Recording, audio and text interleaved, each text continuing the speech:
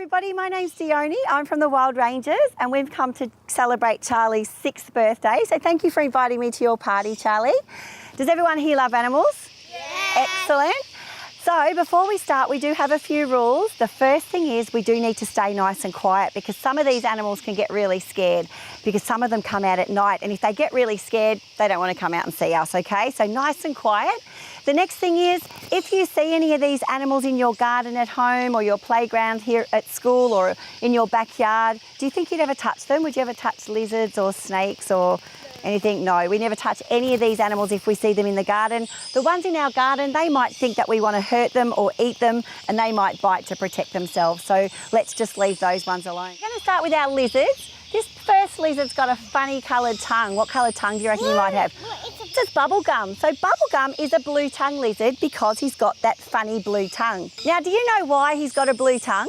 Yeah. I know. What? Because it makes predators think he is poisonous. Oh, you're too clever. I meant to tell you that he eats blue lollipops first. You're not meant to guess the answer straight away.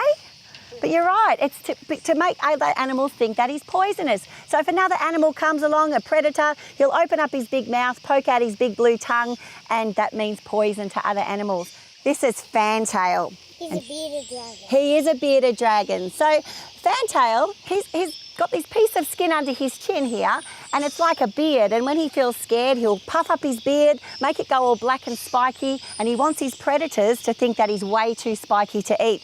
Even though these spikes, are they soft or hard? Soft. They're soft, so they're just for pretend. And these guys like to live up on trees, they like to live up on fence posts and things, or rocks, and the colours in their skin and the texture of their skin help them camouflage. And he loves eating lots of bugs as well.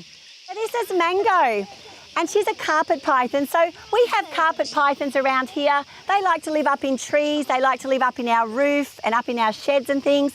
And these guys are great to have around. They're great pest controllers because they eat all our rats and mice. Now, being a python means that it's not venomous. She doesn't have any fangs or any venom or poison, as some people call it, but she does have lots of teeth. So they have lots and lots of teeth, and they grab their food with their backwards facing teeth, and then they wrap around and they squeeze their food. So every time the animal takes a breath out, they squeeze tighter and tighter until the animal can't breathe anymore. Then they swallow them down whole, head first.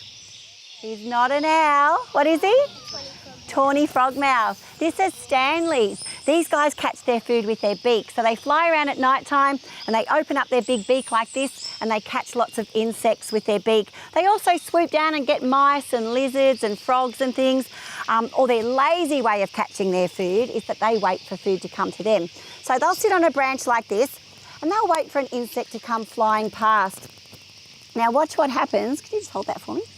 Watch what happens, pretend this is a flying worm. Watch what happens when it flies past his little beak. Ready? He opens up his beak. So those little feathers there, they act like a sensor. So when the insects fly past, he opens up his beak and catches them. So that's his lazy way of catching food. And at night time is when they're active. A lot of these birds get hit by cars because they love hanging around street lights and car lights. And poor old Stanley got hit by a car when he was only a baby. So he's only got one eye. So on this side, he's got that big yellow eye. And on the other side, he's missing his eye. So this is Banjo. So I'm going to give him a piece of corn. So he loves eating corn. But we just have to stay nice and still because sometimes they get sudden frights. And he doesn't really like the sun that much either.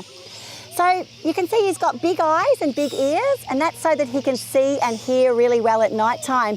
And if he was a girl, he would have a pouch, just like a kangaroo or a koala, because they're a marsupial mammal. But he's a boy, so he doesn't have a pouch. So this is Blossom. So she, as I said, she's called a squirrel glider. So there's that piece of skin that I was telling you about that they use for gliding. And when they glide, they use their tail to steer. So they use their tail like a rudder, and that helps them steer. So here's a saltwater crocodile, and he's about 3 years old, and he can live till he's about 100 years old.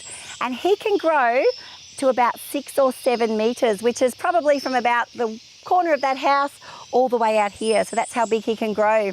So we'll have a look at his teeth. Ready? Can you see his teeth? You all get to have a hold of the crocodile today. If you would like any further information on any of our wildlife presentations, please feel free to contact us through either our website or contact Dione on 0403 02 9351. We're also happy to customise any of our presentations to suit your needs. Thank you so much for watching, and we hope to hear from you soon.